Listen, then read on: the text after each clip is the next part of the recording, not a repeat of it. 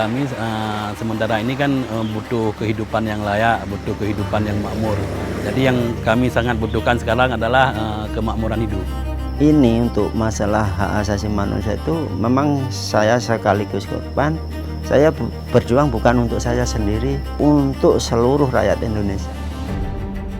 Saya sebagai Kepala Negara Republik Indonesia mengakui bahwa pelanggaran hak asasi manusia yang berat memang terjadi di berbagai peristiwa.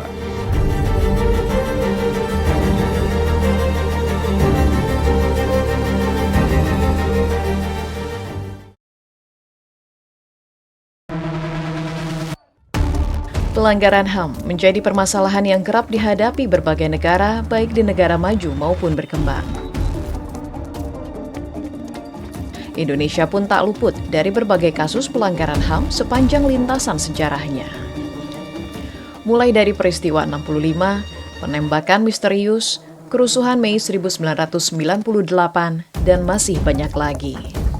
Berbagai upaya dilakukan oleh pemerintah saat itu untuk memenuhi hak para korban, seperti pembentukan tim pencari fakta, bahkan beberapa kasus pelanggaran HAM seperti kasus Timor Timor dan Tanjung Priuk berhasil dibawa ke meja hijau. Namun, sulitnya pembuktian peristiwa masa lalu kerap menjadikan upaya ini tak kunjung menemukan titik temu.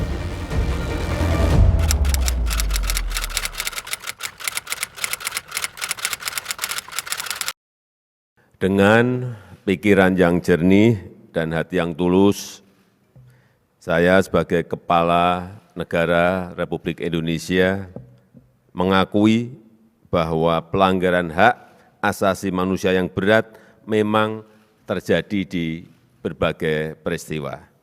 Dan saya sangat menyesalkan terjadinya peristiwa pelanggaran hak asasi manusia yang berat. Dalam pengakuan tersebut, melalui rekomendasi dari Komnas HAM, Presiden Republik Indonesia Joko Widodo menyampaikan 12 kasus pelanggaran HAM berat yang resmi diakui oleh negara. Proses pemulihan hak korban pelanggaran HAM berat telah dimulai sejak 2022, ketika Presiden menandatangani Kepres nomor 17 tahun 2022 tentang pembentukan tim penyelesaian non-yudisial pelanggaran HAM atau PPHAM yang ditetapkan pada 26 Agustus 2022. Jalur non-yudisial dipilih karena selain telah dibatalkannya Undang-Undang Komisi Kebenaran dan Rekonsiliasi pada tahun 2006 oleh Mahkamah Konstitusi, sulitnya pembuktian peristiwa masa lalu juga turut menjadi kendala. Untuk itu, saat ini pemerintah fokus untuk memulihkan hak konstitusional korban agar dapat menjalani kehidupan yang layak dan berkeadilan. Upaya membawa pelanggaran HAM berat masa lalu itu selalu gagal, dibuktikan di pengadilan. Sehingga dari 4 peristiwa dengan 35 terdakwa yang diajukan ke pengadilan, semuanya pada akhirnya dibebaskan oleh pengadilan. Masalahnya, pembuktiannya berdasar hukum acara pidana sangat sulit dipenuhi. Tim PPHAM bertugas untuk memberi rekomendasi langkah pemulihan korban dan keluarganya, serta rekomendasi kebijakan yang akan diimplementasikan negara agar pelanggaran HAM di Indonesia tidak lagi terulang. Yang pertama kali kita lakukan itu adalah mencoba berbicara dengan mereka dan mencoba memberi harapan tanpa memberikan janji-janji apa-apa pada mereka. Ya, jadi kita mengatakan bahwa kami mendapat tugas untuk mengatasi itu. Kami akan berusaha, kami akan membuat rekomendasi-rekomendasi. Nanti kalau rekomendasi itu sudah disepakati oleh semua, kami mohon bantuan YUYU semua. Agar apa? Agar rekomendasi itu disepakati oleh pemerintah. Pemerintah pun meresmikan kebijakan ini di PD Aceh pada 27 Juni 2023. Kebijakan ini bekerja sama dengan 19 kementerian dan lembaga dengan prioritas pemenuhan kehidupan yang layak bagi para korban dan keluarganya, diantaranya pemenuhan hak kesehatan, hak pendidikan, dan hak ekonomi. kebutuhan mendasar harus diberikan kepada mereka. Seperti contohnya jaminan kesehatan prioritas. Meskipun ada yang korban tidak terfikir ke sana, tapi kita berikan jaminan kesehatan prioritas. Kemudian itu dari Kementerian Kesehatan. Jadi korban dan keluarganya itu bisa mengakses, ya kalau mereka sakit untuk dirujuk ke rumah sakit umum pemerintah, ya mereka diberikan level di kelas 1 gitu di semua rumah sakit pemerintah, korban dan keluarga korban. Kemudian dari Kementerian Sosial itu ada program pemulihan program Keluarga Harapan. Peristiwa 65 juga turut masuk sebagai salah satu dari 12 pelanggaran HAM berat yang diakui negara. Termasuk pencabutan kewarganegaraan para pelajar yang saat itu dituduh berafiliasi dengan komunisme karena menerima beasiswa dari Bung Karno. Selama 57 tahun mereka tidak diperbolehkan masuk ke Indonesia sebab saat itu negara tak kunjung memperjelas status kenegaraan mereka. Memasuki tahun ke-58 pasca peristiwa 1965, negara hadir lewat upaya non-yudisial bekerja sama dengan Kementerian Hukum dan HAM untuk mengembalikan kewarganegaraan mereka dan kembali ke Indonesia. Kalau Pak Surya pengen kembali? Saya belum punya rencana karena situasi yang semacam ini buat saya kejutan. Saya tidak mengira bahwa bisa terjadi langkah-langkah di dalam saya masih hidup. Ya. Data Kemenkopolhukam mencatat hingga akhir Juni 2023 terdapat 136 eksil korban pelanggaran HAM berat yang masih ada di luar negeri. Jumlah ini pun kemungkinan akan terus bertambah. Pengamat HAM Arfianto Purbolaksono menyoroti keberanian Presiden Republik Indonesia Joko Widodo untuk mengakui pelanggaran HAM di Indonesia. Hal ini penting karena di era-era sebelumnya pengakuan itu belum sepenuhnya diakui gitu oleh negara. Nah, kalau di era saat ini memang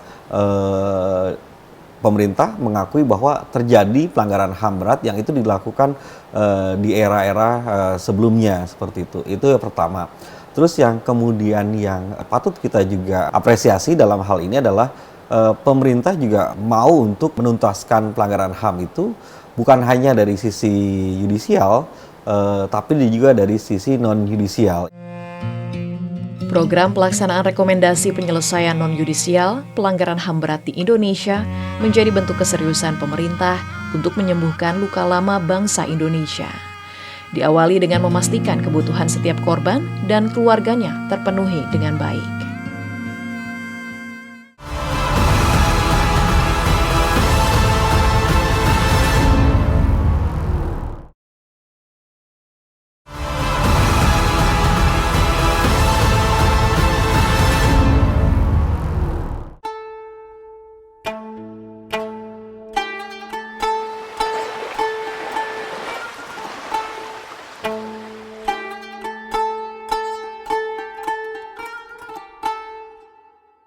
Aceh menjadi lokasi peluncuran program penyelesaian HAM berat non-yudisial oleh pemerintah. Bukan tanpa alasan, provinsi paling utara Indonesia ini dipilih karena sejarahnya sebagai wilayah konflik yang telah melewati berbagai peristiwa. 3 dari 12 pelanggaran HAM berat yang diakui pemerintah berasal dari Aceh, yakni peristiwa Rumah Gedong tahun 1989 hingga 1998. Peristiwa Simpang KKA tahun 1999 dan peristiwa Jambu Kupok tahun 2003.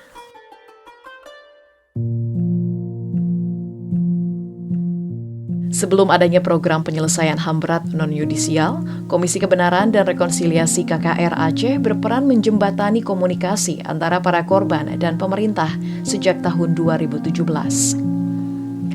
KKR Aceh mencatat terdapat 106 korban dalam 3 peristiwa HAM berat di Aceh. Hadirnya kebijakan ini menjawab penantian panjang para korban konflik Aceh. Betul, memang ketika sekarang negara hadir lebih nyata, korban ada yang memang masih kurang percaya, ya kan? Tapi kebanyakan memang sangat memberi apresiasi karena sudah sedemikian lama peristiwa ini didata oleh Komnas HAM untuk pro justisia, tapi tidak kunjung terlaksana. Rusmiati adalah warga Desa Biren, Aceh Utara. Ia merupakan salah satu korban penyiksaan rumah gedung yang berlokasi di Gelumpang 3, Kabupaten Pidi. Inilah lokasi rumah gedung, tempat ratusan warga disiksa pada masa konflik di Aceh tahun 1989 hingga 1998. Rusmiati masih ingat betul ketika ia dan suaminya disiksa di rumah ini. Beruntung keduanya kembali dalam keadaan selamat, meski beberapa bulan setelah penyiksaan, sang suami meninggal dunia.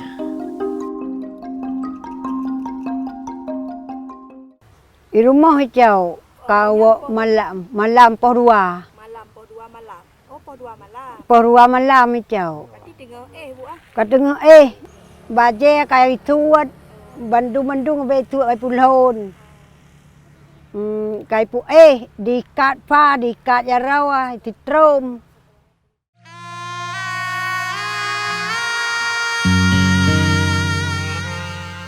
Sumur ini menjadi satu-satunya saksi bisu peristiwa rumah gedong yang masih tersiksa.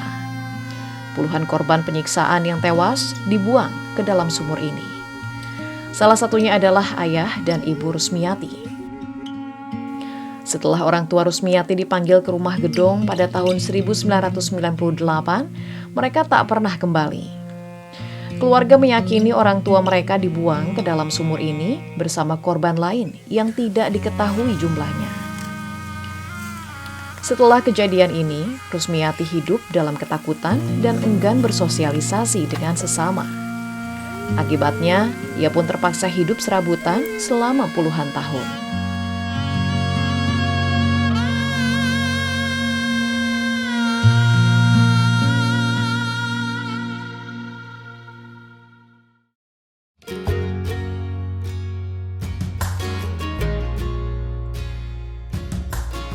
(11 Januari 2023), bak membuka harapan baru bagi Rusmiati. Ia tak menyangka peristiwa yang ia alami diakui oleh Presiden sebagai salah satu bentuk pelanggaran HAM berat. Tak sampai di situ, status Rusmiati sebagai korban dilegitimasi oleh negara. Ia terdaftar sebagai penerima berbagai manfaat dari program penyelesaian HAM berat non-yudisial seperti fasilitas kesehatan prioritas gratis seumur hidup dan uang tunai. Umpaan, karena kartu yang tamu bak na bepeng, nyana kartuan ila kepeng tan peng dengan tamu bat. Hal ini menjadi bekal bagi Rusmiati untuk bangkit dari keterpurukan. Ia pun memanfaatkan bantuan tersebut sebagai modal usaha. Meski terlihat sederhana, usaha menjual kacang yang ia lakoni saat ini memberi keuntungan yang cukup besar untuk memenuhi kebutuhannya sehari-hari. Dalam satu hari, Rusmiati mampu meraup 300 hingga 500 ribu rupiah dari berjualan kacang. Lum kacang iban Aceh. Man modal ji hatta berotau bi Pak Jokowi peng BO ku modal kacang man gurbak ji mata tagap becak tagap sewa 20 ribu malam 20 kilo belawa kacang untuk lagot mulher 2 ribu malam tinggal cok lo buduum kat lo tak son.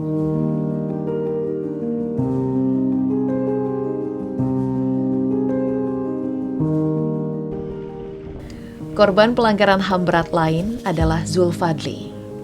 Ia menjadi korban salah tembak saat melintas di simpang jalan PT Kertas Kraft Aceh atau yang dikenal dengan simpang KKA.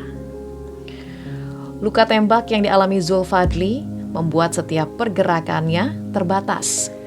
Fisiknya selalu menjadi kendala saat mencari pekerjaan.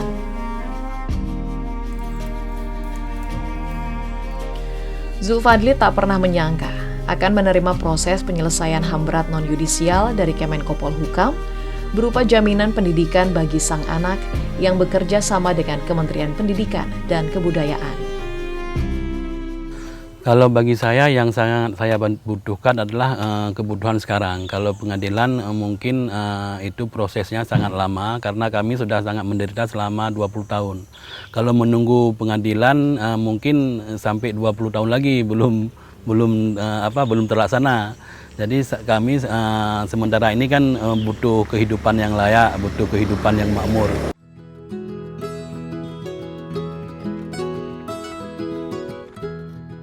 Inilah Akbar, anak pertama Zulfadli yang kini duduk di kelas 3 SMK, jurusan Teknik Komputer. Keterbatasan ekonomi hampir membuat Akbar tidak melanjutkan pendidikan ke jenjang perguruan tinggi.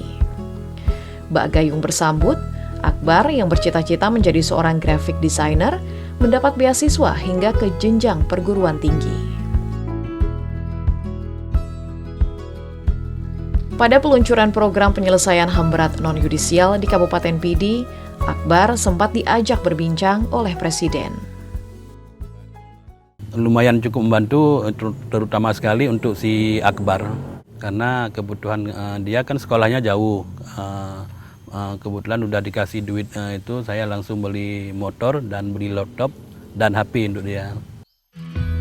Penyelesaian jalur non-yudisial merupakan implementasi dari Pasal 28I Ayat 4 Undang-Undang Dasar 1945 bahwa negara hadir dan bertanggung jawab jika warga negara Indonesia tersandung peristiwa pelanggaran HAM berat, baik dalam konteks pemulihan korban maupun proses hukum yang berkeadilan.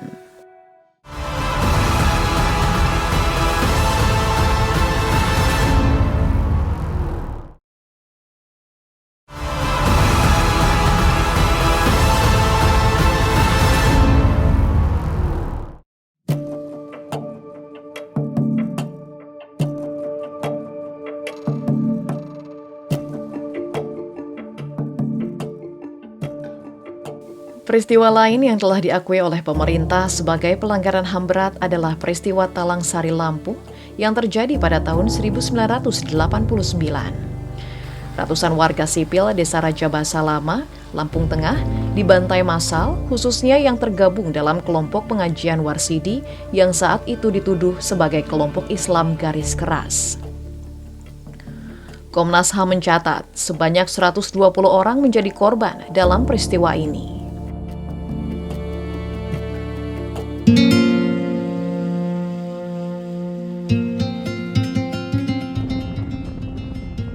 Ketua Paguyuban Keluarga Korban Talang Sari, Edi Arsadat, yang sekaligus menjadi korban, masih ingat betul peristiwa tanggal 7 Februari 1989 di desanya.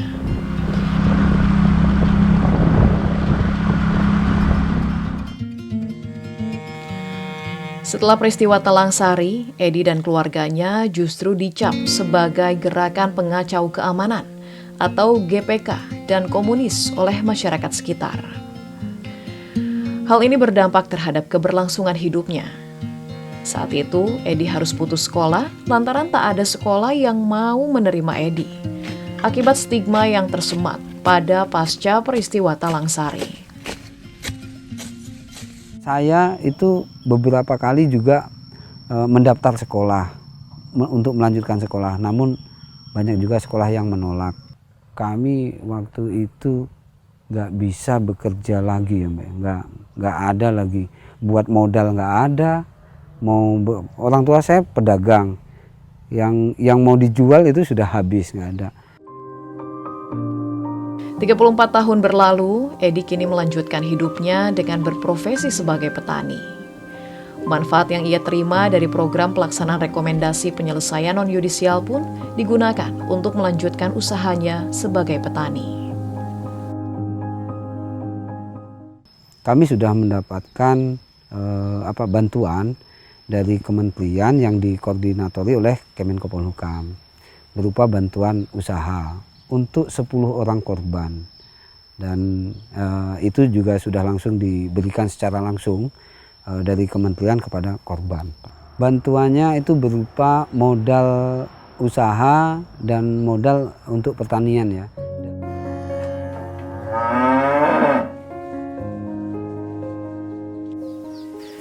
Upaya pemulihan juga dinanti oleh Muhdianto yang pada 34 tahun silam bersama 5 orang lainnya diamankan oleh aparat usai mengikuti pengajian di Talangsari pada awal Februari 1989. Sempat ditahan dan mengalami penyiksaan selama lebih dari 3 bulan, Muhdianto yang kala itu berusia 17 tahun akhirnya kembali ke rumah. Lebih berat di luar daripada di dalam tahanan itu. Setelah pulang, ejekan, cemoohan, ya dikucilkan, cari waktu itu mau ke tempat teman yang udah kenal aja agak ada jarak, Mbak, memang ada jarak. Mungkin ya apa nggak boleh sama orang tuanya, ya nggak tahu.